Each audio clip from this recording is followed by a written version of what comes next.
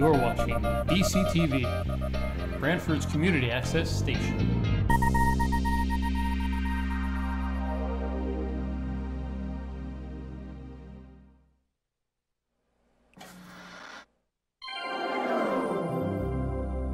This is BCTV, Branford Government Television, a service of Branford Community Television.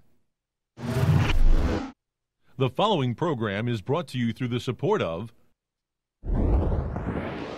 the Town of Branford.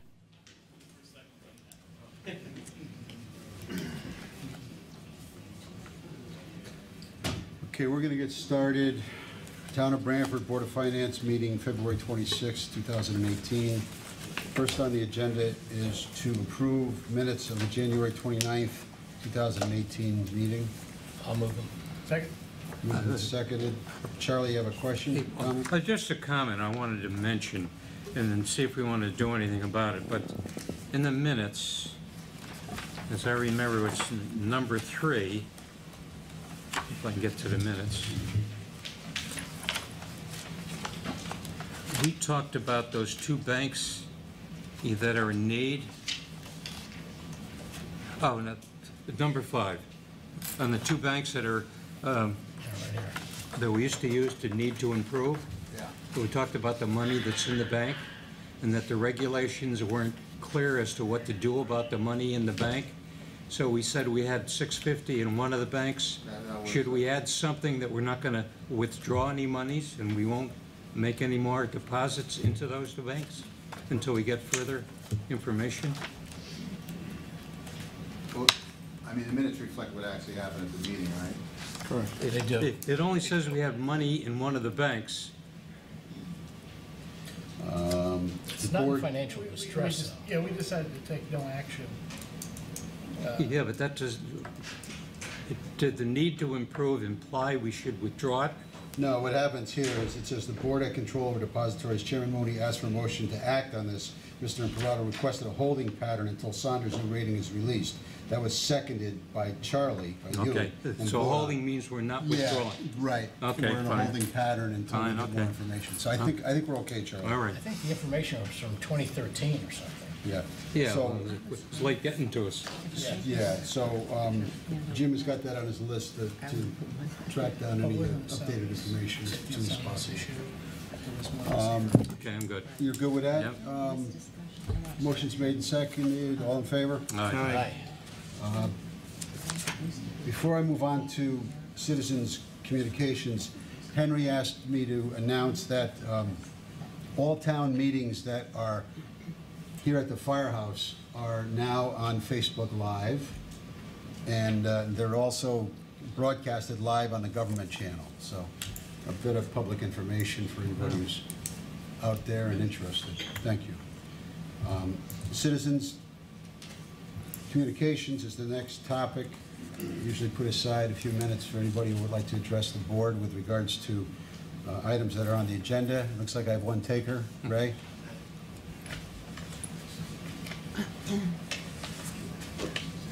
Ray Graham, 5th District, RTM. Here on the item that you have on the firehouse for Engine 9 in Indian Neck. Just to give you a little history, that department came to the RTM members a few years ago, 3-4 years ago, and the main task that we gave them was to go out and look for cash. You know, look for some of the money of what you were asking for. And I feel that they've done that with the STEEP grant. I know you guys have to weigh out whether we're actually going to get the STEEP grants and weigh out what we have to do. They've done their due diligence, and you guys, I expect that we'll do the same thing. The 5th District so far is in favor of getting this job done. Thank you. Okay, thank you, Ray. Anyone else from the public like to address the board? Okay. If not, we'll move on to number 3, to hear a presentation from GYL Financial Synergies and Hightower Advisors with regards to the performance of the town's volunteer fire pension fund for the quarter ended December 31st, 2017, and if necessary, rebalance. They will also address the police pension fund, and they will also address the other OPEB, the other post-employment benefits fund as well. Welcome, gentlemen. All right, thank you.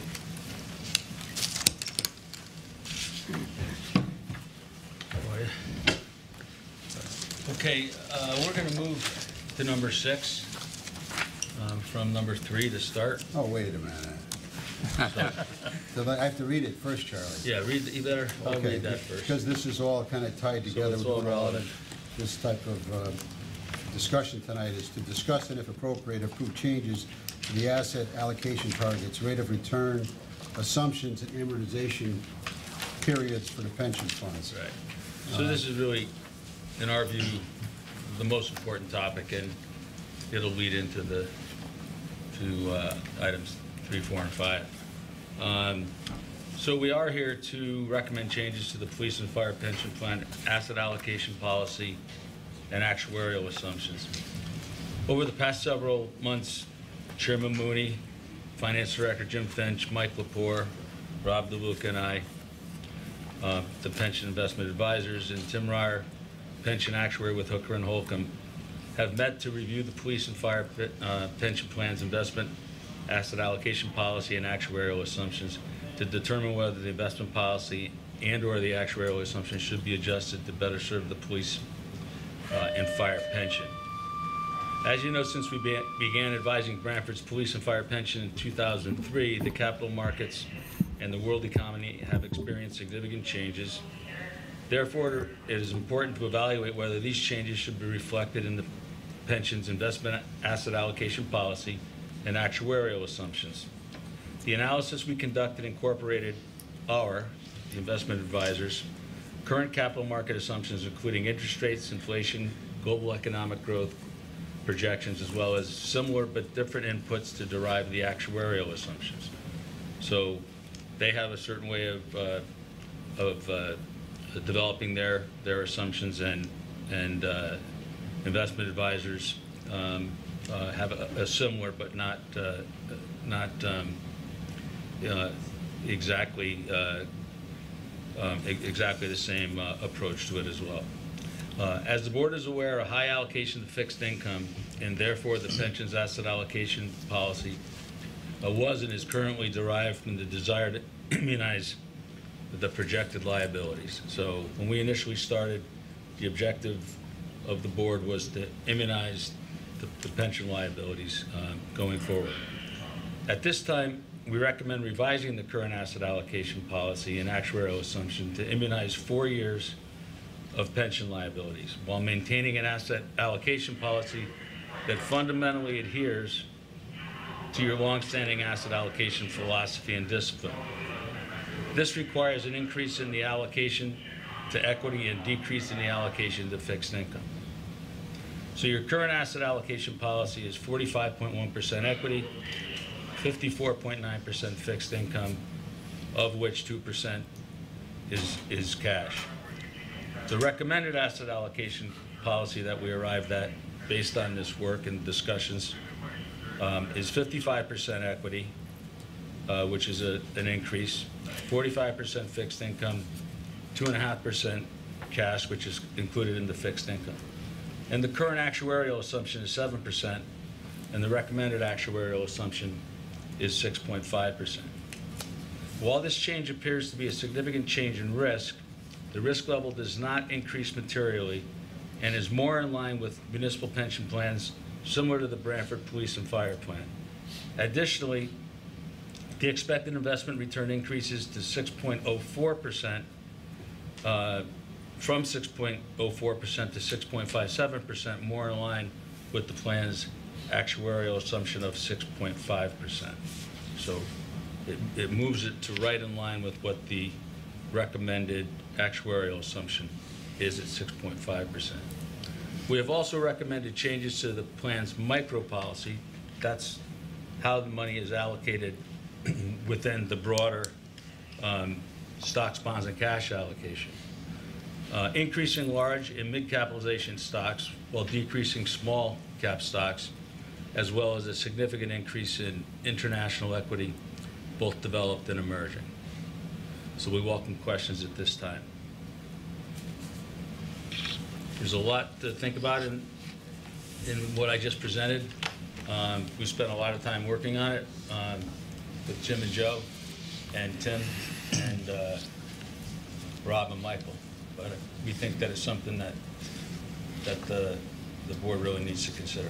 So maybe I'll segue to Jim. Jim has provided us with a recap memo that kind of encapsulates what you would just discuss, Charlie. Jim, you want to? Yeah, basically just piggybacking on what Charlie had said. I think over the past year or so, when we have our updates on the performance, one of the things that we did notice is that our asset allocation, as it was designed, was more conservative. And when you look at that compared to the actuarial assumptions, in talking with our actuary and talking with our folks here, we felt that we should try to better match those. And some of the things we recognize in doing that is if you use a lower return assumption, your liabilities get discounted by a smaller amount. And we were also conscious of a couple different areas. We were conscious of what's the budgetary impact of that, and that's part of the analysis that Tim has done. And psychologically, we were always wanting to see what our funded ratio was. And essentially, with this change in the portfolio, we feel that it's better aligned to the assumptions. And so we're doing like really two things. We're lowering our actuarial assumptions, which is part of another presentation, but it's all directly related. And then the other is we're changing our asset allocation. So we're trying to close that gap. And Charlie's firm, along with Mike's firm, you have in front of you, they've done a lot of statistical analysis, much of which I don't pretend to understand, but it's they used efficient frontier, they use regression analysis, a lot of the standard statistical tools that investment advisors use.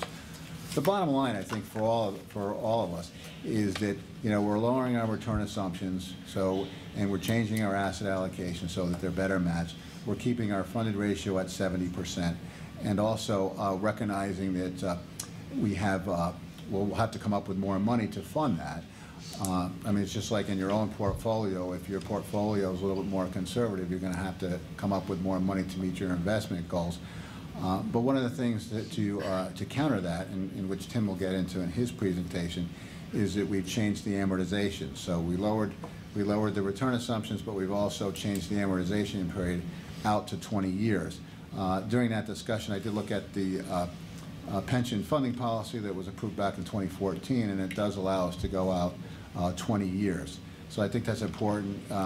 So it still maintains intergenerational equity, and it still allows us to have a plan that's still budget friendly in terms of the contribution. It does shape some of that peak contribution amount. And all of this conversation was also looking at the level of risk, or increased level of risk that we were willing to take. And so there's all of these things are, I think, kind of in balance, one each other out, because we're, as Jim said, we're amortizing over 20 years. We've also taken a little more risk with the portfolio, but not so much. And we're also lowering, which is conservative, the return for that the actuaries use. So I think it's a balancing act that probably puts us in a better spot. Yeah, the other thing I should just preface too is the 20-year amortization is on the asset allocations for both pension plans. The 20-year amortization is just for the police plan. Okay. So just to clarify that. So Joe, we're actually increasing the return assumptions and decreasing the actuarial assumptions. Right. Two separate and distinct assumptions. Right. Both have a similar effect on the funding of the plan, not directly correlated, but certainly correlated. Right. But two very separate and distinct Absolutely. Data points. So, questions from the board? Charlie? So we're increasing the amortization schedule to 20 years from what? From 50. Okay, now doesn't that always add cost? Does it? Well, actually, probably does over time, but we're looking in terms of going forward with the budget. So in other words, just to give you an example, and again, we're probably getting ahead of ourselves a little bit because Tim has a presentation on this. Presently, we were looking at 6 3/4 at 15 years. And there's some other issues at play here. There's the deferred retirement option, which is a drop plan in police. But in terms of, all those things that, all the variables that are going into this, we would be looking at making a contribution of $1,124,810. Okay, our current contribution is about $911. If we go to 6.5%, so we drop that, our contribution will go to $1,201,350. So you can see that there's an increase there. The funded ratio drops to about 70.4%. By going to the 20-year amortization, it goes to $1,056,060. So you can see that the payment, No, just like if you were having a mortgage and you had a 30-year loan versus a 20-year No, I get it, loan. Jim. We're just stretching it out longer, but in the long run, it does cost you a little more. But you're also using different assumption rates. Correct, correct. Both. So it's, again, what it is you're looking at from an actuarial standpoint, which Tim will get into as to whether or not it's appropriate to make, which assumptions are the right ones to consider.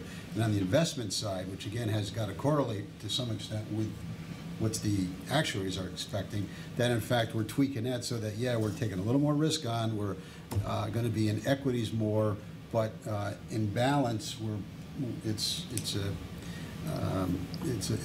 more prudent approach when you look at all of the factors. I think the general, kind of the general theme is return expectations from the capital markets have come down, whether it be from fixed income or from equities. And in Branford, at 45% in equities has historically been that's a very conservative asset allocation in the world of public pensions.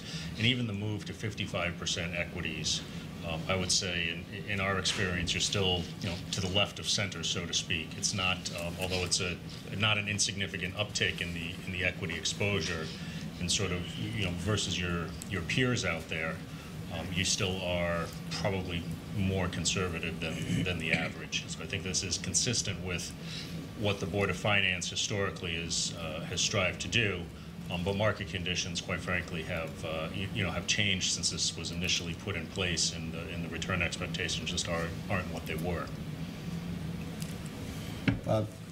Yes, Jim, can you just tell me what the change was in both the developed and emerging international equities and then our bond investments?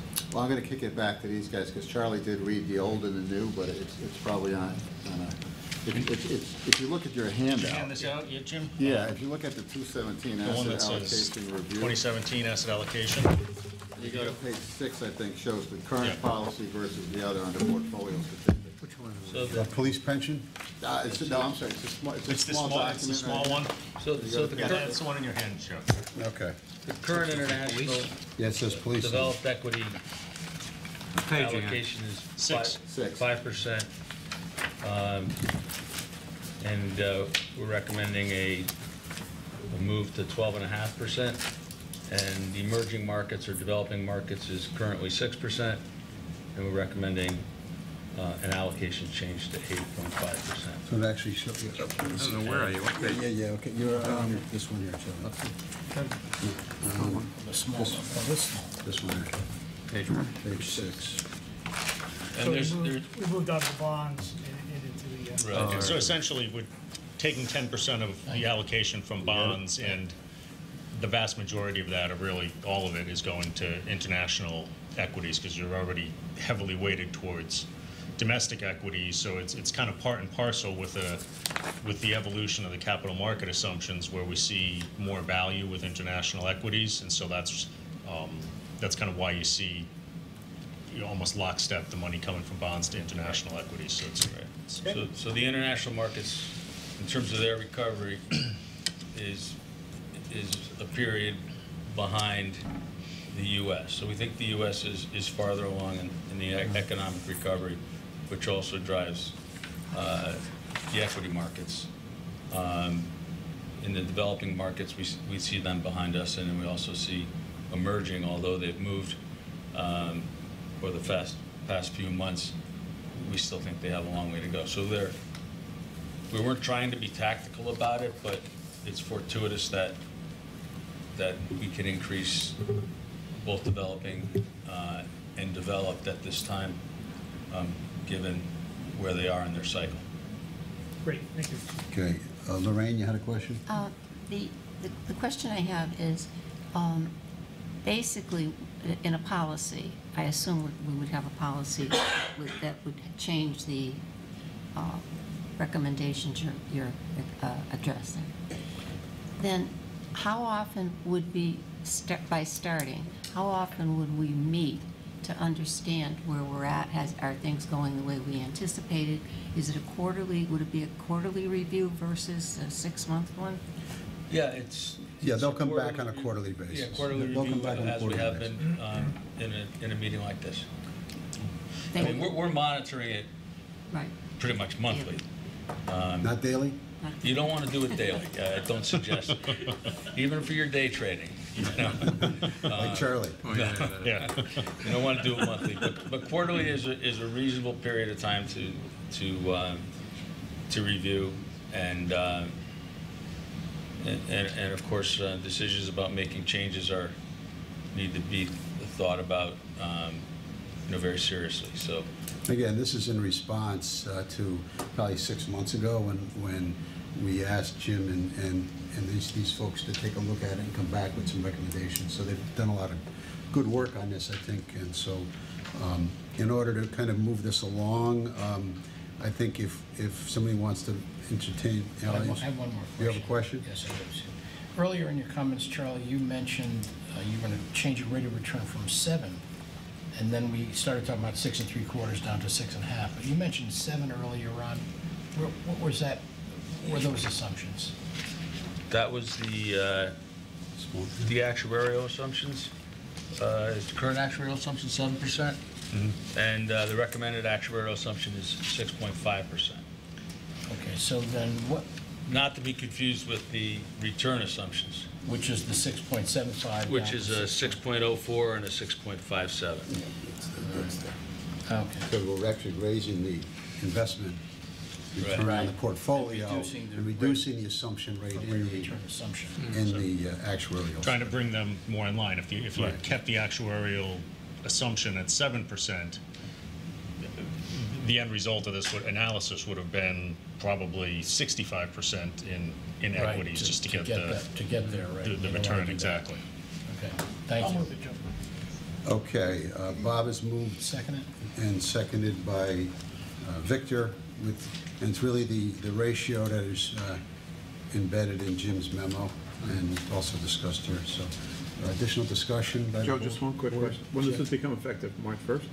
I think it would become effective as of tonight when we approve it, and I think Charlie will mention as to how they're going to ease into the switchover. Okay. Little by little, the transition of the monies and the ratios. You want to just touch on that for a minute, Charlie? You want to go ahead and Or talk Bob? about that? I mean, How we want to do the rebalancing?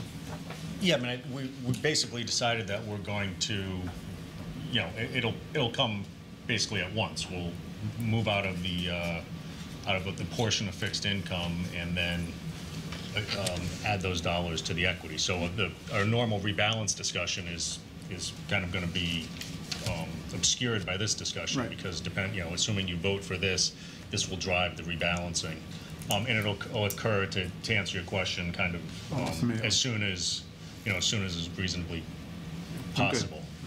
Thank you. It's one more, when you change the bond reduction, do you look at the short-termers or do you just sell the bonds?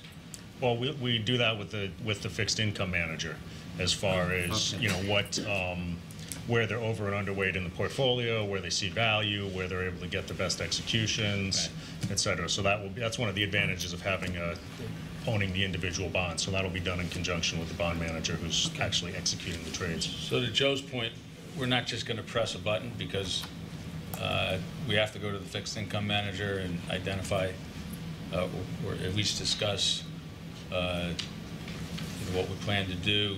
It takes a period of time for them to identify what bonds they want to sell, and then to find buyers at a price that they're willing to sell.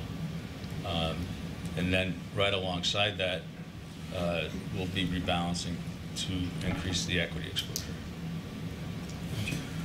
Okay, All in favor? Aye. Very good. Thank you. On So we go back to 3, I think. back to number 3, yes, volunteer fire, police, and then OPEB. So Michael, you gonna? Okay, great. Handle 3. So now if we can use, if we can look at the big booklet that says Town of Branford Police Pension on the cover, there's 3 tabs in it, two tabs in it.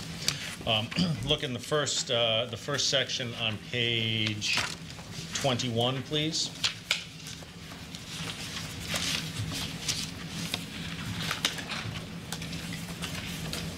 And we'll start on page 21, taking a look at the high level. If you look on the top right, you can see about midway down in the risk summary statistics, or excuse me, in the return summary statistics section, annualized return of the pension plan has been 5.98%, slightly ahead of the investment policy, which has returned 5.94%. This is going back annualized to 4/1 of 03. So you've essentially had just over 100% of the return of your policy. However, that has come with about 10% less volatility, and that's indicated a few rows down where you see beta of 0.9. So again, this is not news to anyone on the Board of Finance, but this is consistent with the overall conservative approach that's been taken to managing the assets. When we look at it on a risk-adjusted basis, a few lines below that, we see alpha, which is a measure of how much return did you get for the amount of risk that you took, and you can see that's a positive number at 5 basis points. In dollars and cents, at the bottom right, that translates to a beginning value of $8.3 million back in April of 2003. Ignore contributions and withdrawals, because that includes movement of money between the accounts, and focus on the net cash flow number. So there have been net inflows, in other words, contributions more in excess of benefits paid since that time period of a little over $1 million, $1,063,000, and earnings of just over $14.25 million, bringing us to the $23,631,000 as of the end of December.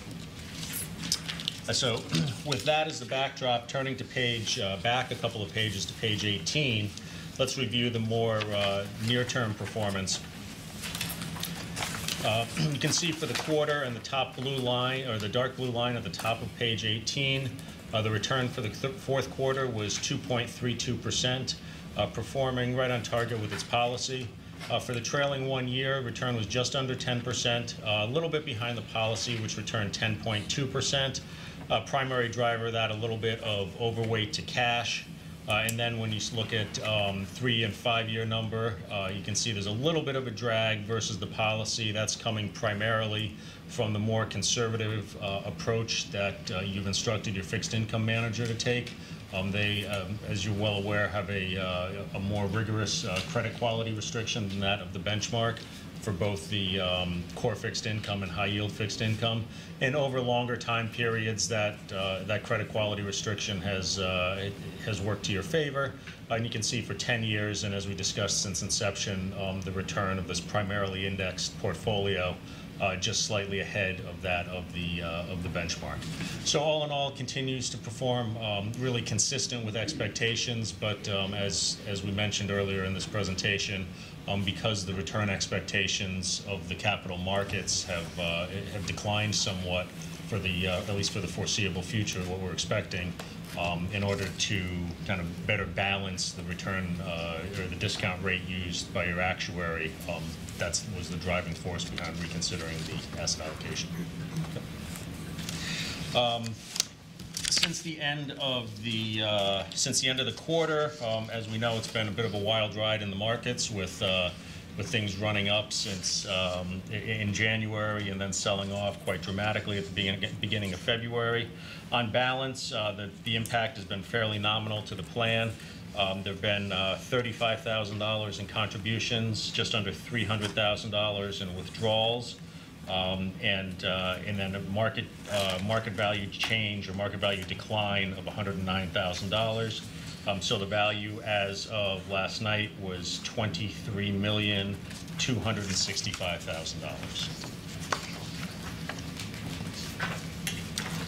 If there are no questions, we can move on to the volunteer fire plan. Questions on this from anyone? Okay. So if you'd like to turn to the next tab in your booklet, and we'll also start on page 21. There's, of course, a shorter history here because these dollars were formally commingled with the police pension until December of 2015 when they were broken out. But again, focusing in on the same numbers, the annualized return on the top right at 8.21%, right on par with that of the benchmark, which was 8.26%. Again, much like the police pension, that's come with reduced volatility, as defined by the portfolio beta of about 15% less than that of the underlying benchmark, and that translates again to a positive alpha or risk-adjusted return. You can see a couple of rows beneath that of 9 basis points. In dollars and cents, again, much shorter history in smaller dollars, but a similar theme to that of the police pension. Beginning value 12/1/15, just under $56,000. $843,500 in inflows and about $146,000 in earnings, bringing us to the $1,046,000 at the end of the year.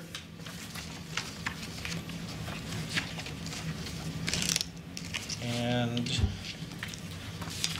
since the end of the year, there have been no contributions, modest withdrawals of $7,800, and a decline in market value of $2,500. So value as of last night, just over $1,035,000. Questions on this from Mike? And then lastly, let's turn to tab 2, the OPEB. And again, we'll go through the same figures. The OPEB, of course, also has a bit of a shorter history. Inception date was 7/1/11. We've been, because of the relatively large cash flows into the OPEB for the past number of years versus the size of the assets, we've been quite selective in dollar cost averaging into the fund, and that has borne fruit and continues to. You can see the annualized return on the top right has been 5.96%, ahead of the benchmark at 5.87, yet that has come with 26% less volatility of the benchmark. So this plan actually has the highest risk-adjusted return or alpha at 0.13. On the bottom right of 21, again, since inception in dollars and cents, beginning value of just over $4 million. Since that time, there's been $6.93 million in contributions and a little over $3.5 million in earnings, bringing us to the $14,489,000 at the end of the year. Since the end of the year, this portfolio has actually gained a little bit of ground, and there have been no cash flows and $15,000 in positive earnings. So value as of last night was $14,504,000. And just to sort of clarify, the asset allocation work that had been done is relevant to the pensions, and in working with the chair of the finance board and the finance director, we kind of have decided that kind of after we've gone through this project, we'll work with them and the actuaries to consider the asset allocation study for the OPEB, but there's no change or rebalancing recommended for the OPEB at this juncture.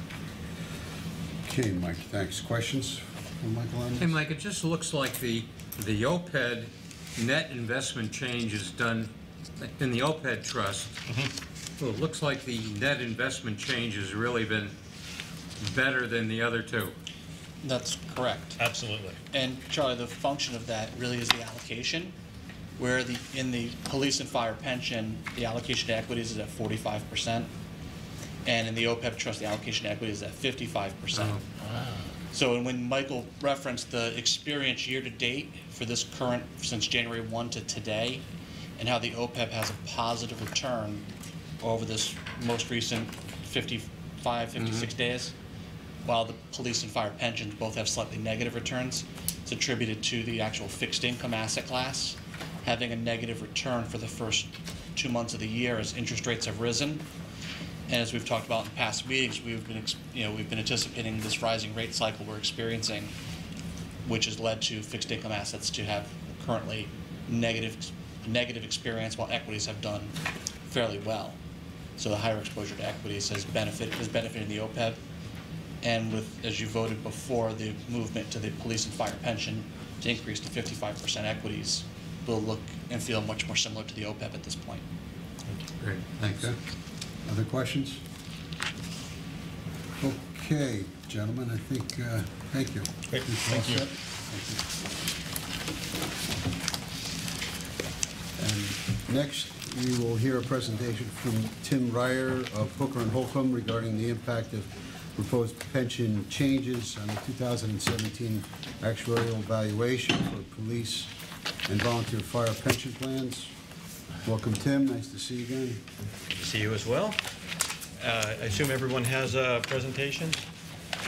Yes. And, you know, a lot of times I'll say, you know, I'll take questions from the full valuation. You don't, for the police pension, you don't have a full valuation because we held off publishing it pending the decisions this evening, assuming that, you know, what is presented is approved, then we'll go ahead and finalize a report based on the recommendations in this presentation. We did issue the volunteer fire because if you recall, that's on a different valuation date. That's January 1. And because of the new GASB standards, those numbers had to be published so that the town could issue financial statements at June 30. Those numbers were needed for the GASB for the June 30, 17 year end. So with that, I will dig into this presentation. We'll cover the volunteer fire on the back end. Slide 1, you've seen many times before, so I won't go into too much detail, but we always like to remind everybody that, you know, this thing called an actuarial valuation has all kinds of assumptions built into it. We're trying to help the town kind of budget what is the right number to put in over time. Jim alluded to earlier about, you know, the concept of intergenerational equity, trying to, you know, give you a best estimate of how to fund this plan, but ultimately the plan costs, you know, is related to the commitments that you've made. Less, of course, you know, you add expenses, you take away investment return, you take away any money that the employees are paying, and that's essentially what you're left with, what the town needs to fund. And our job here with this valuation is to try to allocate that over time. If you recall, we've got two pieces here. You've got the current cost or the normal cost, and then an amortization piece, which is different for the two plans. And part of the recommendation for the 17 valuation for the police is to kind of reset that amortization within your policy to go up to 20 years. Currently, you're at 15 for the police plan and 12 years for the volunteer fire. That 15, if you go way back in time, you know, started out at 40 back in 1992, and you'd been running it down, and in 2017, you're all the way down to 15 years. Page 4 just gives you an overview of some of the stats. You know, as you know, the police plan is closed to new entrants, so you'll see that the active counts are dropping. You're doing valuations every 2 years, so and we did actually split out the counts now because, and I'll talk a little bit about the impact of the drop or the deferred retirement option plan that was expanded since the last valuation. It used to be a 1-year drop, and now it's a 5-year drop. So we did see an uptick in participation in that. So technically those 7 officers in the drop are still active, so it's really a drop of 38 actives in the plan to 35 actives. And you see a corresponding increase in the number of retired pensions. Just some additional stats just so you can see what's going on with the plan. A lot of them really haven't changed that much because of the size of the group. Middle of the page, and you know, the benefits as you add more retirees. Outgoing cash flow is up from $1,450,000 to a little bit over $1,600,000, and you know, we'd expect that to continue. The cash flows can now, with the drop and the fact that the drop is now more significant, could get a little lumpy depending on when those drop balances are paid out. If you see, as of 7/1/2017, there was $681,000 in drop balances, you know, that are expected to be paid out over the next, you know, 2 to 5 years, well, 2 to 4 years, really. Any questions on that? You want to just remind me what drop balance is? What does that actually mean? Okay, so that, it's a deferred retirement option plan, there was a feature put into the plan where an officer can elect to declare a retirement date. They fill out an election saying, I expect to retire in 1 to 5 years, and money is set aside. Instead of actually drawing a pension, their pension is put in this drop account that's a hypothetical account. The money doesn't leave the plan until they retire, and then when they retire, they get the balance in the drop account plus their ongoing pension. Thanks. So page 5 just gives you a summary of the asset activity. You know, as we've discussed in the past, you know, obviously the asset returns are a main driver of you know, the returns and the valuation, and we're going to talk a little bit about the assumption. Unfortunately, you know, 15-16 was a particularly down year. You see at the bottom, you see it was a 0.7% return. At the time, the last valuation, 7/1/2015, we were assuming 7%. When we were here last year talking about OPEB, we talked about how in early 16, our inflation assumption dropped from 3% to 2.75. Again, that's a long-term assumption, and as a result, we believe that the 7 needed to come down at least to 6.75, but then should be reviewed. There was already, you know, reviews that was in process that was going to happen with the police pension that you already heard a report on. So we knew that the assumption needed to come down at least to 6.75. Back on page 5, you know, you see that the return was 0.7% for 15-16. It was 7.3, so above the expected return for 16-17. The returns to the right-hand column, the actuarial value, you use a smooth value. So if you skip ahead to page 6, that kind of gives you some insight into that smooth value. If you look at column A on the bottom, what you're looking at there is the gain or loss relative to that assumed rate of return. Not in absolute terms, but relative to the 7% assumption. So 12-13 was an up year, 13-14 was an up year, but unfortunately both 14-15 and 15-16 were materially down years, and then 16-17, the last fiscal year before the valuation date, was slightly positive. The net result is column E. Each one of those gains and losses is phased in over 5 years. 20% is recognized immediately. The remaining 80% is phased in over the remaining 4 years of the 5-year period. As of 7/1/17, that $1,177,000 you're seeing the bottom, that is the unrecognized losses that are yet to be recognized. Now, the hope is that over time that'll be offset by gains relative to the rate of return. But if it's not, then that $1,177,000 would need to come through the calculation. It would have the impact of increasing the contribution by roughly $120,000 if there weren't offsetting gains. Any question on asset smoothing? Page 7. When did those? Oh, sure. Like to offset this 117. Mm-hmm. When did the gains have to overcome that? How soon? No particular time frame. It's just, you know, if you do have the way to think about it is, and we're, you know, going to recommend a drop to the 6.5. So going forward from 7/1/2017, if you earn exactly 6.5% on average going forward, then the contributions on average will need to go up by about $120,000 to pay for that $1,700,000. So if over some period of time, 1 year, 2 year, 5 years, you earn $1,177,000 more than 6.5%, then the contributions will level off. Now, unfortunately, it doesn't usually happen in a smooth manner. That's why we use a smoothing method. That will help. But just like we smooth losses, we also smooth the gains. Quickly, why would not we use 6.25 or 6? Well, again, that goes back to the comment about intergenerational equity. You're trying to guess at the long-term rate as close as possible. you could use 4 or 5, but that's going to make the contribution be very big. So if you assume 5 but actually earn 6, then you're going to pay too much too early. If you assume 7 and only earn 6.5, then you're going to pay too little. So the challenge is to try to guess it just right, so you're paying exactly the right amount of money now that you don't owe too much more later.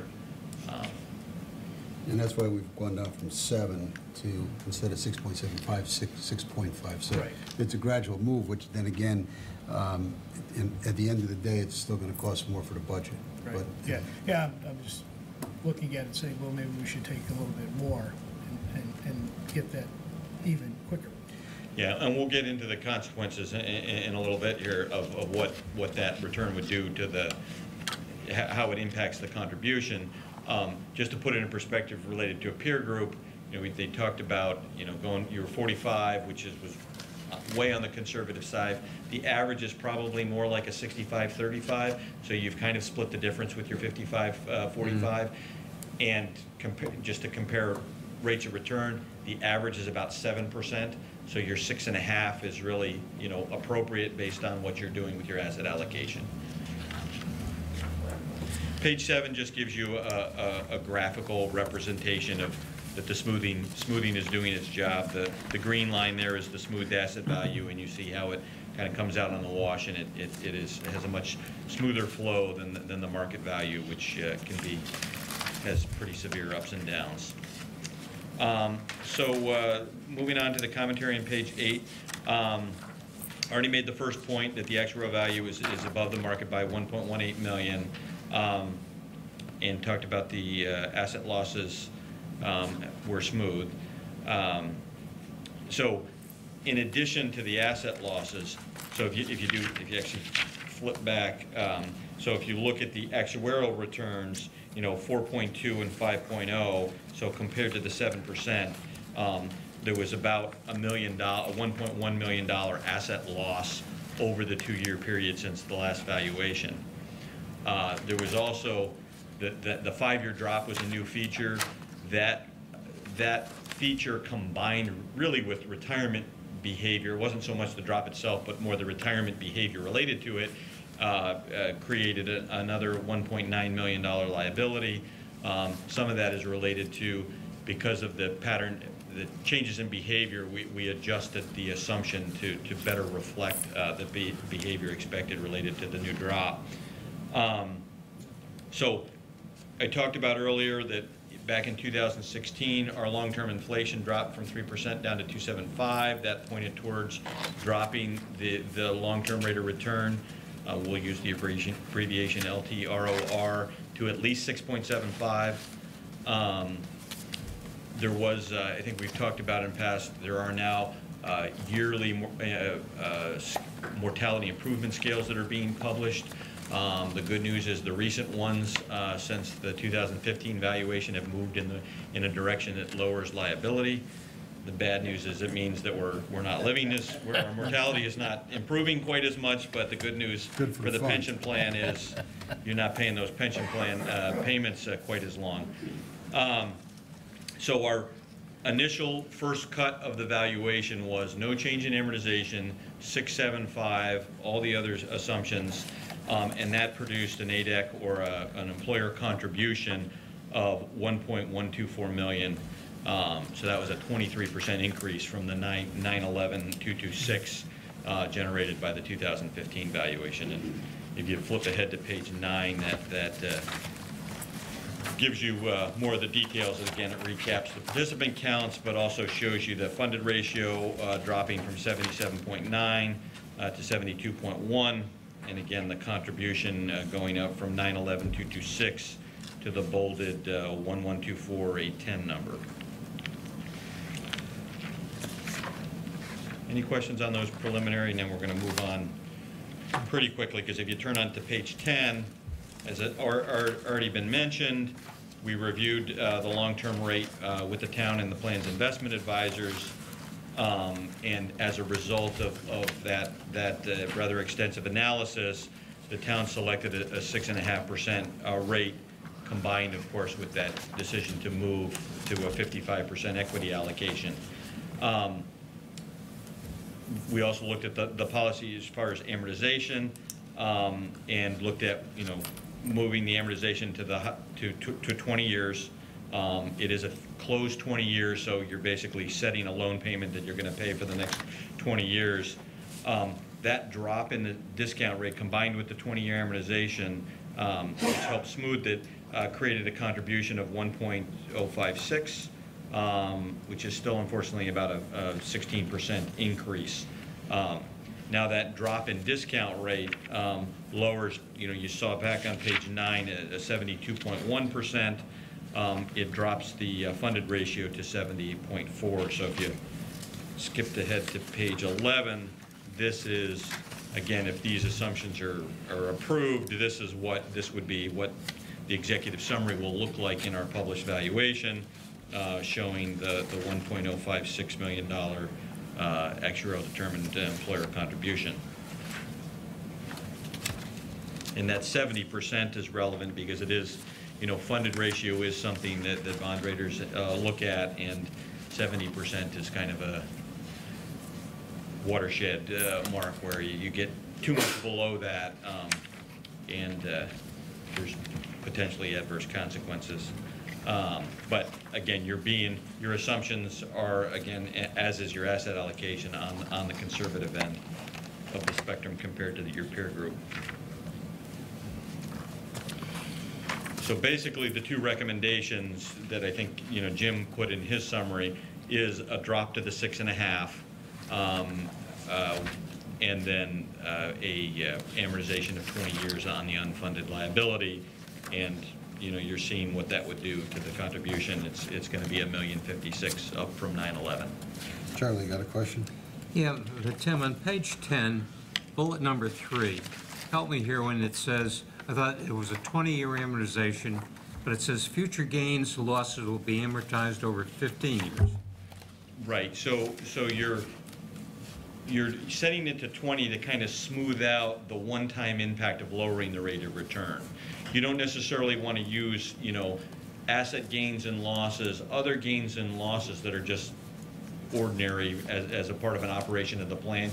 You wouldn't necessarily want to spread those over 20 years. One, they're not expected to be material, and two, that's, especially for a closed plan, 20 years would be long for gains and losses. Gains and losses you would expect to kind of come out in the wash. You might have some gains one year and losses the next, but over a certain amount of time that they should net out.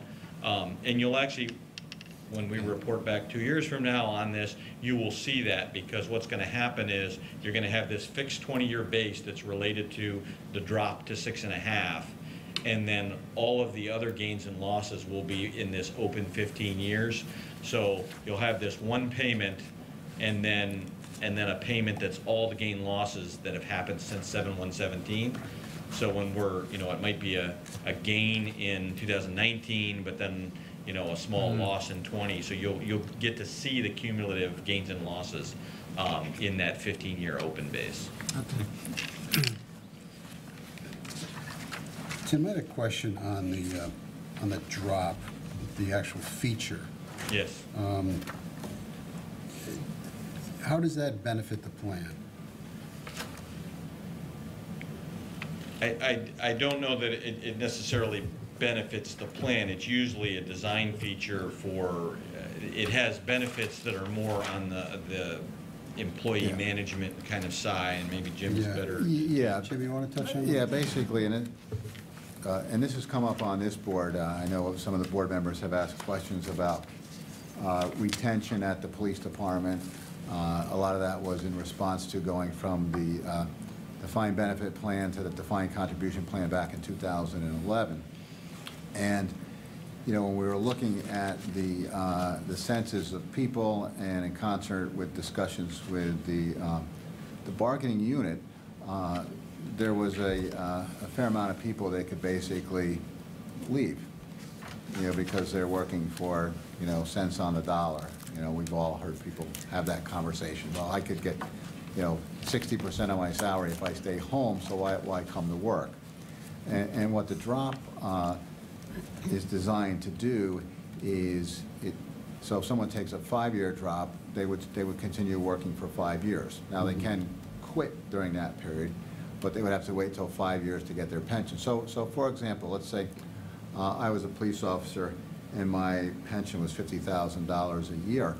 I may decide to leave, but my incentive to stay is that $50,000 will still build up, because I would have collected it anyway. And yet, I can still work for the Branford Police Department. It's a department that I'm familiar with. It's a department where my rank is intact, so it ends up being more of a retention tool. So we were trying to stem the loss so that if some people took the drop, you wouldn't have everybody who was eligible to retire would retire. Some still would, but others wouldn't. And so, we didn't want to have that many people walking out the door as a result. So it's a retention strategy, basically. Victor? Is that money set aside from the investment pool, or is it? No, it's still the on the drop is investment. a hypothetical. It's just accounted for, so the officer knows what they can count on and receiving as a Okay, so lump it's sum. fixed for him, but it's still in the investment. It's still invested, so there's no downside as far as investment other than that lumpiness in the distribution pattern. The investment advisors had to be prepared that the cash flow might not be as uniform as it used to be. So if those officers who are participating, there's 7 in and out, they all left, you'd have to pay out the $681,000. Right. Correct. Right, because that's their accrued amount. That's since they began the drop program. Okay. Well, but though it would be, and Jim, correct me if I'm wrong on this, it wouldn't be immediate because they've had to declare. So if they all left tomorrow. They have different terms. Right. Yeah, so they can't get, Depending when they signed up, and they had a 5-year commitment. they can't get it any earlier by terminating. Right. Okay, other questions on the police valuation that Tim has gone over up to page 11? Because after that, it gets into the volunteer.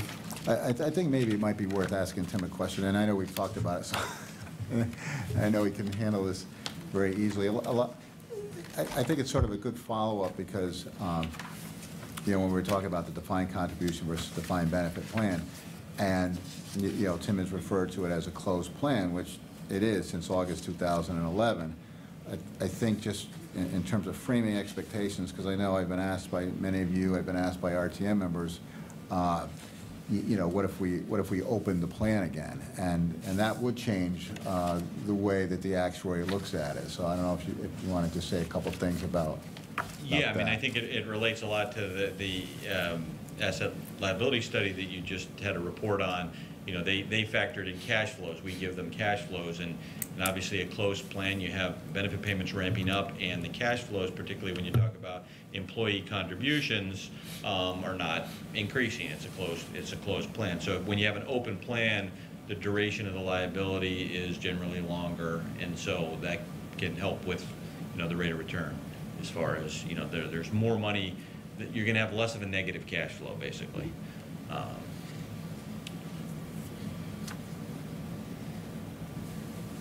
don't know if there's any, I mean, as far as. No, I get it. Yeah. But there would need to be a little more analysis done because I don't know where the administration or the. Oh, no, I was just saying. Just for example. That's just an example, because people have asked, what if we open up the plan? So. Okay. And you can design, I mean, just, depending on what you're comparing, what are you comparing it to? You want to look at what the DC plan costs, and then you can design a DB plan to have a specific cost. The downside, of course, is, what we're here talking about is investment risk. So the downside, of course, with the DB plan is that you're moving, money from a DC plan to a DB plan, and if you don't earn that 6.5% return, you can create unfunded liability. Right. So there's pros and cons to both kinds of plan designs. Thanks, Tim. Other questions on the police pension? You want to touch on Sure. Yep. the rest of this? Well, yeah, volunteer fire. Page 12 just gives you the data overview, just so you can see, but you're still adding actives. That is still an open plan, so actives increased from 203 to 208. The overview on page 13. I made this point already because we did have to, we will align the assumption with the 1/119 valuation, but again, the 1/117 had to be published because of the way how far back you can do a look back under the GASB rules. So we couldn't use a 1/115 valuation to report June 30, 17 liabilities under GASB 67, 68. So we needed to finish this valuation.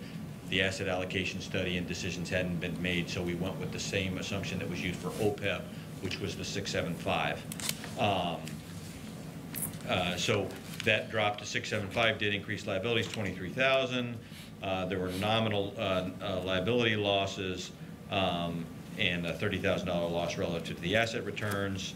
Now the town, in the 2 years since the last valuation, the town made a significant contribution, which increased the funded ratio up to 75. It was at 48.2%, and now it's at 75.9%.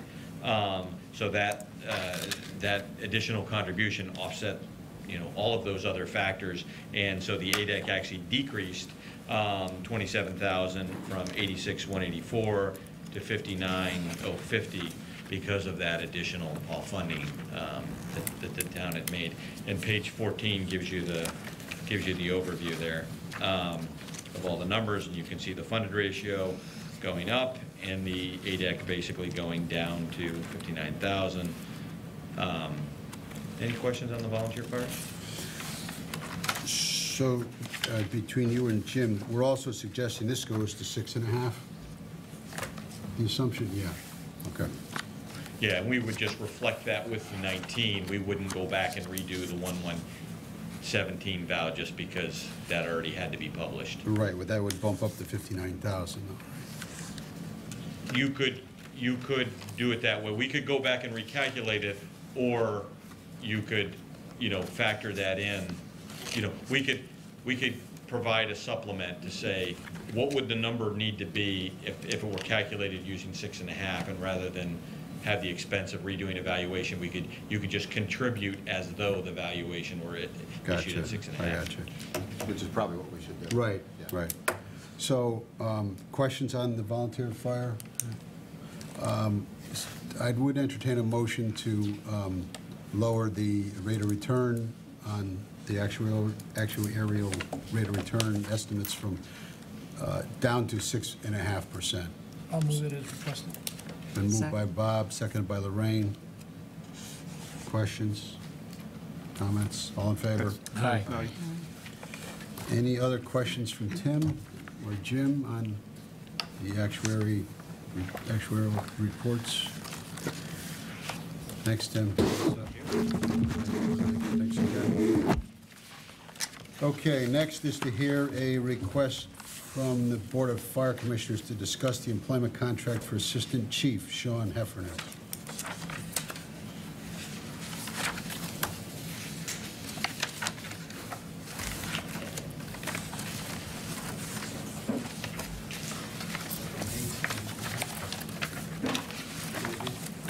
What's up, Pete? And Good evening, how you doing? Mr. Massey, Chairman, how are you? Doing okay, yourself? Good, Bob. Thank you for tonight, and we had Chief Heffernan's, Assistant Chief Heffernan Fire Marshal's contract expired on July 1st, 2016, and we have gone through the vetting of it, along with the First Selectman's Office and Human Resources and the Town Attorney, and we've established a resolution to all, and it's presented to you. Some of the highlights of it are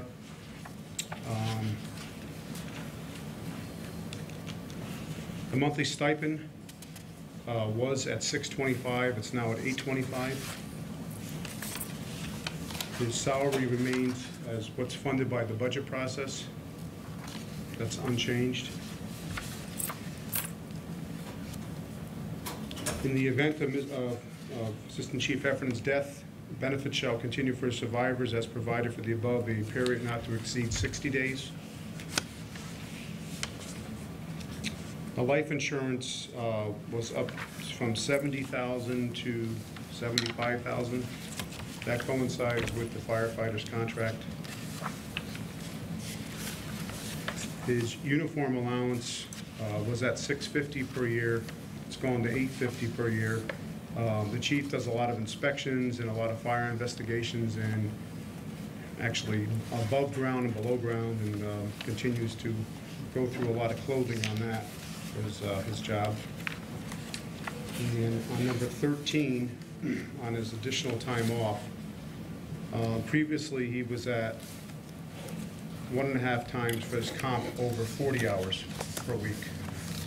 Now we've improved that to be at 60, straight time at 45 hours per week. What was that again, Bob? On his additional time off. Yeah. Previously, he had 1.5 hours of comp time over 40 hours per week. Mm-hmm. Now we have it at 45 hours per week at straight time, after 45 hours per week, straight time. And then it's 1-to-1 after that. And honestly, he, in his, the first selectman will tell you, he really never even took advantage of that before. Every time he worked, anything he ever did was done for volunteer organizations that he worked on for training within the town. And that's really it. Those are the 4 items. Took a little bit of time because it was during the time when we were coincided with the firefighters contract. Okay, questions from Bob? Charlie? Bob, is 5 years the usual duration? Originally it was 2006 when Sean first became aboard. Yeah. And that expired in 2011. You guys had renewed that. Okay, so it is 5 years. Yeah, it's 5 years, Okay. yeah. Yep. Bob, he also, I would think every year still gets his paramedic. Yes, he does, yeah. And Sean actually responds, and I say Sean. He's Car 2 along with Car 1. They're both the paramedics for the town. They both do respond regularly with our EMS as backup, and I would say both of them, probably an average rate is 2 to 3 times a week that they do respond when we don't have cars, and even when we have cars in service or engines, they're still responding. So yeah, they are paramedics. Yeah, from my point of view, I think it's a very fair contract. I think Sean does over and above. Yes, he does. I can support this contract. Thanks, Bob. Jamie, you have any comments on this? Yeah, I mean, you know, I think it is a fair contract. Bob's comments, it does clean up a few things. Additional time off the comp time, I think that cleans that up a little bit as far as, you know, certainly we all recognize what this position entails and the amount of hours, but I think we also need to be sure that we have staff here during the day when we need them on certain things. So I think that was a fair negotiation on how that was handled. The terms of the 5-year contract, Charlie, that is in line with the other contracts. You know, this does, although this will expire in 2021, so essentially it's just over a 3-year contract because we're not going retro. You know, his previous contract was in force up until this one will go into effect. So, and none of the adjustments go retro to previous fiscal years. Okay. So, you know, in trying to bring probably some of these down to more of a 3 or 4 year contract. I think 5 is a long time for a contract. Any other questions? Thanks, Jamie. Other questions on this? Somebody want to move the consensus of the board? I'll move it. We'll second it. Moved in second. We don't need approval of this, Jim. No. I think it's just a consensus. What do you want, approval? I think in the past you've actually voted for it. All right. So I'll entertain an approval of this contract. Motion to approve. Motion by Robert. Second. Second by Jeff. Discussion? All in favor? Aye. Thanks, Chief. Jamie. Next up is to hear a presentation from the Indian Neck Fire Station Company Number 9 Building Committee regarding the request for an appropriation in the amount $1.5 million and to appropriate and consider and act upon the following proposed resolution. And I'll read the resolution. Resolution appropriating $1,500,000 for a new Indian Neck Firehouse and authorizing the issuance of $1.5 million in bonds of the town to meet said appropriation and pending the issuance thereof, making temporary borrowings for such purpose, and to recommend the resolution for adoption by the representative town meeting. Again, Chief and Commissioner and architects. How are you? Good, how are you? And Janice. Good evening, everybody. Just a quick background on this project. This building was built in 1911. It serves the Indian Neck District. It's 536 calls the station was dispatched to last year. There's 14 active members, and they are a valuable asset to the town.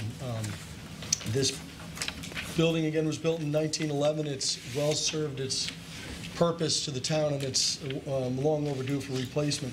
We started the first beginnings of talking about that replacement as early as 1996, and through the years it's come up and really didn't progress anywhere until the 2015, fiscal year 2015, when it was put into the budget as a conceptual design build, Butler-style building based on our understanding of the needs have changed. We were successful in receiving a $500,000 steep grant from the state of Connecticut, which is still in place at this time. And one of the stipulations of a steep grant is it couldn't be a design build. So we brought the, last year we formed a committee, the Indian Neck Firehouse Company 9 Building Project Oversight Committee, which is before you, partially before you tonight. And we brought this project through conceptual and then to schematic design and cost estimation.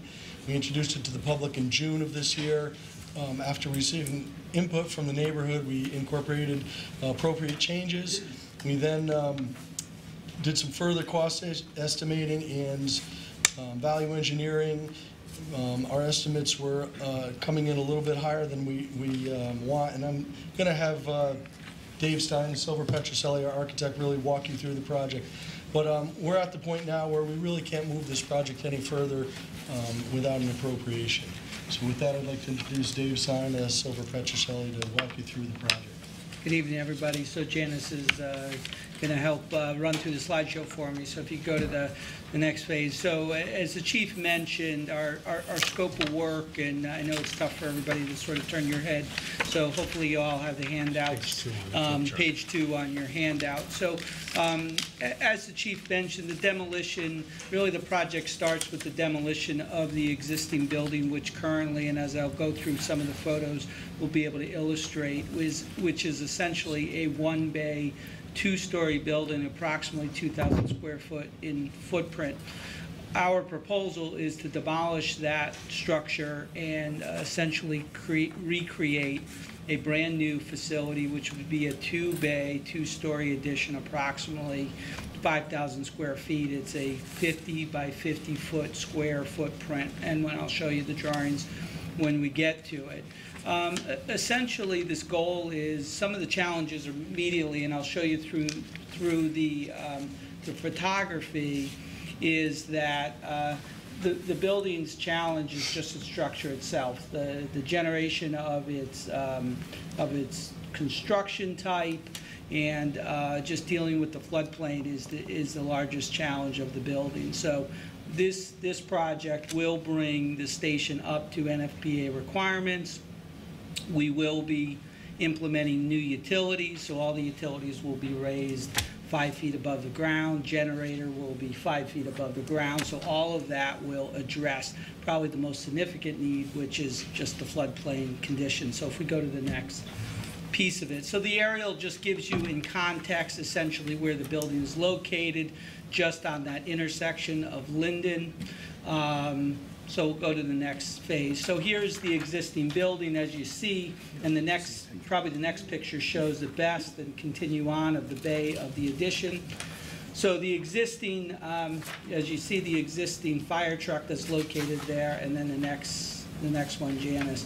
So just how tight it is within that facility. If anyone's taken a tour, it's really inches, and the next ones begin to show from the nose of the truck to the back of the truck. It's literally less than a foot from front to back. So it's really impossible to navigate, to keep equipment in there, proper ventilation, and so forth. Next slide. So the schematic site plan that you see here now shows the new building, a 50 by 50 building. It's now positioned more in center, further away from the road to be able to give proper egress. It also provides parking, which is on both sides of the property, more directed than it currently is located, and to create a better buffer from the neighbors on both sides of the property. The elevation of the building, as I mentioned, is a two-story facility now. The garage bay doors now are significantly larger and wider to accommodate the newer vehicles. As you know, those vehicles are getting larger. They have extended pieces of apparatus on top of them, and we're trying to avoid those clearance issues that you currently address. Next image, Janice. So this is a three-dimensional view of the building. Architecturally, we're trying to do our best to blend in with the neighborhood, to give a scale to it that is appropriate. So the architectural elements are siding, shakes, shingles, trying to make this look less like an industrial building and more like something that would blend in with the fabric of the neighborhood. What you see is a water table, which is very pronounced at that base. That's actually concrete walls that are coming up 5 feet to essentially fortify the flood situation. There's floodgates that are built in there to allow the water to come in and recede out, and so forth. Next slide. So the main first floor level really just consists of storage of the vehicles and any equipment, turnout gear, and so forth. As I mentioned, all the utilities will be well above the flood plain. And then there is a side entrance which essentially brings the firemen up to a second level, which you see here up above. As we originally started the project, and I'll show you on the following slide, we contemplated actually doing a full fit out of the second floor, but based on budgetary concerns, we've actually looked at a first phase scenario which shows just a fit out of the men's and women's room, which would also have showers, a mechanical room, and a janitor's closet, which then essentially in the future further fit out would be allowed. So this essentially creates a code compliant facility for the firemen, with anticipation of a fit out that could easily be achieved in the future. And the next phase shows just side by side some of the elements that we actually pulled out of the project to try to bring the project as closely in on budget as we can. One is the elevator, which we did further code research with the state, which we are not required to have because of its public entity, as it's a fire. It's essentially based on just a fire personnel need. So we eliminated the two-story elevator along with a mezzanine for storage. On the second floor, I originally contemplated a day room, bunks, offices, and so forth. And as you see, we really just narrowed it down to the toilet rooms and any of the base services that are needed, and the rest would remain unfinished. So with that, talking about the projected budget, the architectural and engineering fees are at $87,000. The demolition of the existing structure and any site improvements at $40,000. Advertising and bonding costs at $5,000. Construction of the new facility at $1.27 million, and a project contingency of just between 7% and 8%, coming in at $98,000, which is a total project cost at $1.5 million. I want to just point out that these estimates were not generated by our office, but there was also a third-party estimator, PAX Construction Group, who also helped us with evaluating the cost of the project. I did overlook on the first slide that this project is bound by Connecticut prevailing wage requirements, so that is built into this, along with the CHRO requirements as part of this project. This project would be publicly bid, in which our goal would be as to get through these local approvals and land use approvals out to bid, as you see on our schedule, out to bid in May, and to look for an award. Start construction in mid-June, and construction would take us all the way essentially to the end of the year. So with that, if there's any other comments or questions? Okay, thank you. Questions from the board? Yep. What's the cost of the build-out of the second floor, number one?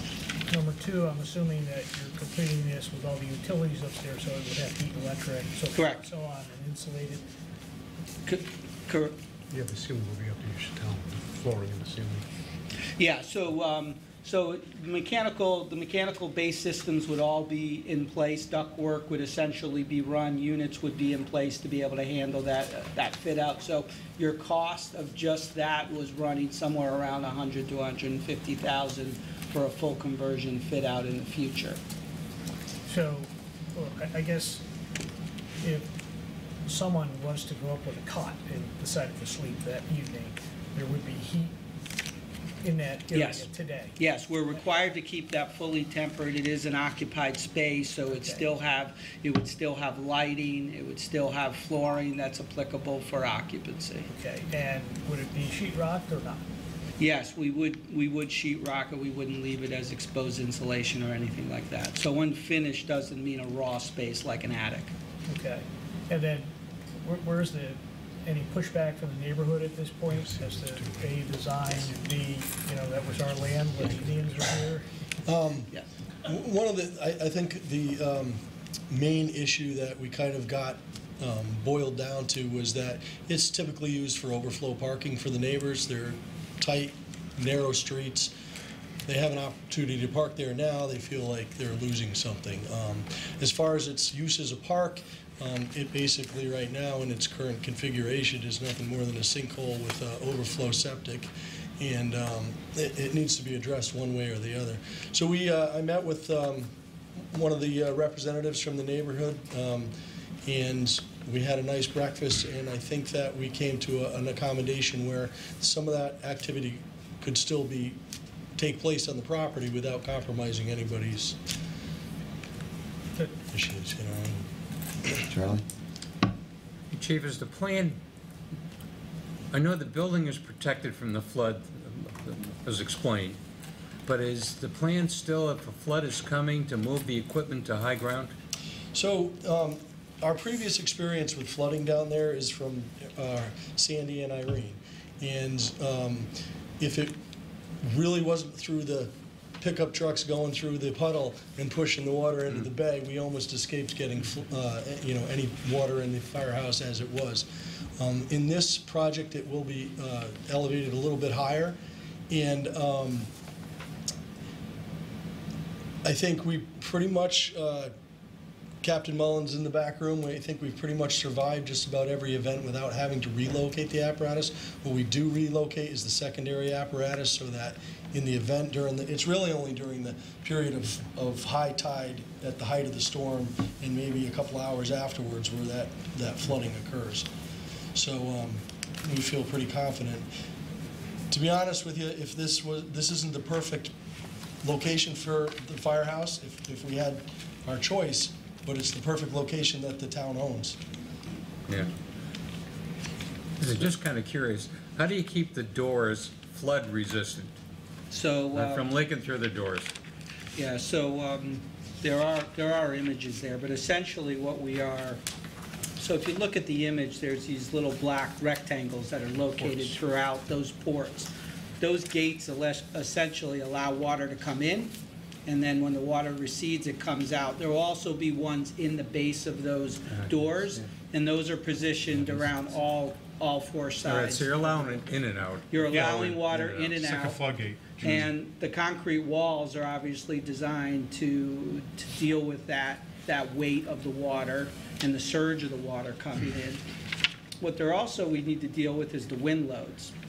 And the wind load charts with the building codes over the past years, especially in our new code that was recently adopted, the structure also needs to address that, along with actually seismic or earthquake requirements. So to bring this type of building, which is considered to be a higher impact type building than a residential property or even just any general business, because of its importance factor, the building itself needs to sustain all of those type of natural elements. So this building essentially will be designed to meet that. At the same category as actually the building that we're in right now. It's the same type of requirement. Okay. I got one more. You got one more. Okay, go ahead. Listen, how secure do you think the $500,000 is, or do you think it could be on hold for a while? No, it's good.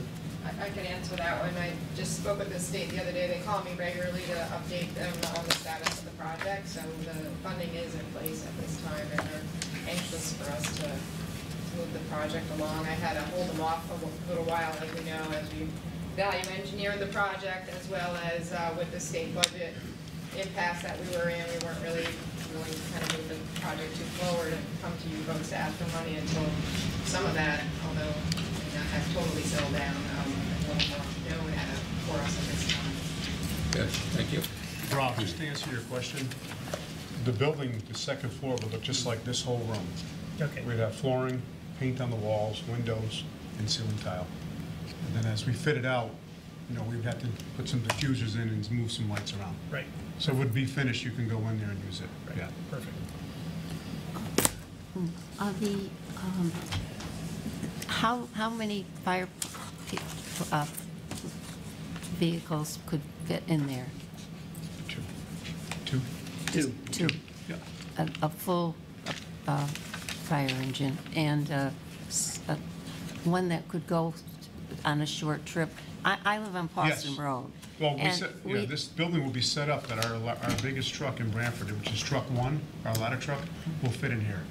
Right. And, you know, when we look for the future, if we're not around, that everything's getting elevated to FEMA standards, getting built up, and it might be a day where you may have a truck with would be a ladder and a pumper together as one. Sure. And an ambulance could be here, or a light rescue So truck. the light truck that they currently house down there that's sitting in the parking lot, that's in our apparatus replacement plan coming up anyways. And of course, we're not going to replace it until we have a place to put it. But that style vehicle or an ambulance in the future. Thank you. Need a motion? Jamie, do you want to address this? I mean, I think as has been stated from the group, the committee, town engineer Janice Blasiak have spent a lot of time on this and really trying to continue to refine this project to make sure that it was before they came forward, that they had a project that they felt was feasible. I think, you know, Janice's comment regarding state funding is something that, you know, we have to be mindful of, because they continue to ask if we're ready to move forward. And we have been putting them off, and there's, you know, there's $500,000, it's a third of this estimated project. I think from attending the committee meetings, there is a desire to continue to look at possibly continue to value engineer or identify some means that maybe even may reduce that slightly, but we realize that ultimately this is, as stated right now, where we are right now, it's a $1.5 million project, and we felt it was time to come forward and to the Board of Finance and seek that appropriation so they can not only move forward with this project, but also ultimately secure that state funding. Thanks, Jamie. And just, Jim, just a note on the, my understanding is that this is on our capital, it's been in our capital budgets for some time, and we've pushed this out. It's been in front of us several times. We also have this contemplated in the debt service plan that's been presented to the board over the past couple of years and updated recently. And again, any type of debt financing that we ultimately do in this project will be reviewed by the finance director and the first selectman, along with this board, in particular at budget time. So I think from there, I think there's some pretty broad-based support for the project. Victor, did you want to make a motion? I'd like to move the resolution to fund this project. I'll second it. And moved and seconded. Additional discussion? If not, I will read, I can read the entire resolution. Didn't you waive that, Victor? I just second. Jeff waived it, I seconded it. So there's, before we move on that first motion, we'll amend it to include a waiver of the reading of the entire motion. And it's all in favor on that one? Aye. Okay. So I'll read this one more time. Resolution appropriating $1.5 million for the new Indian Neck Firehouse and authorizing the issuance of $1,500,000 bonds of the town to meet said appropriation and pending the issuance thereof, making of temporary borrowings for such purpose, and to recommend the resolution for adoption by the representative town meeting.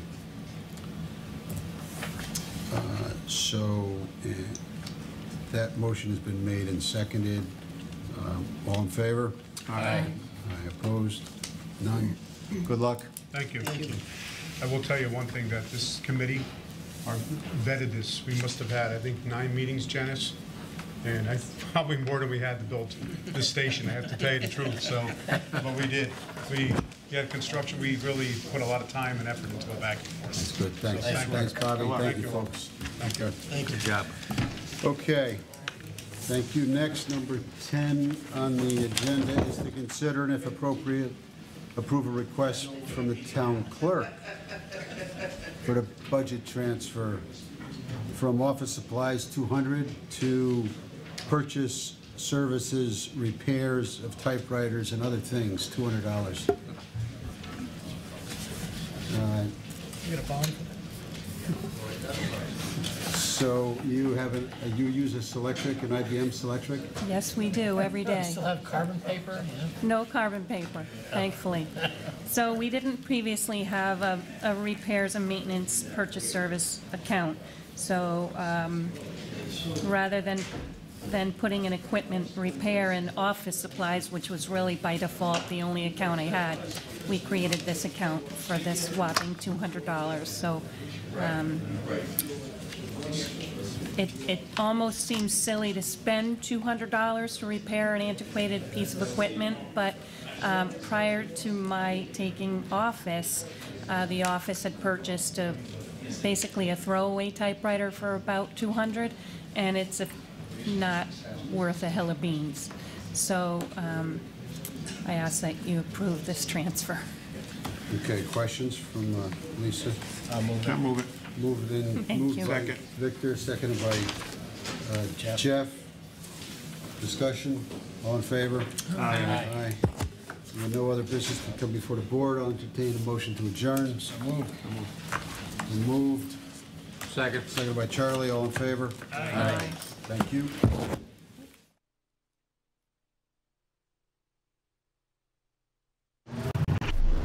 The preceding program was brought to you through the support of the Town of Branford.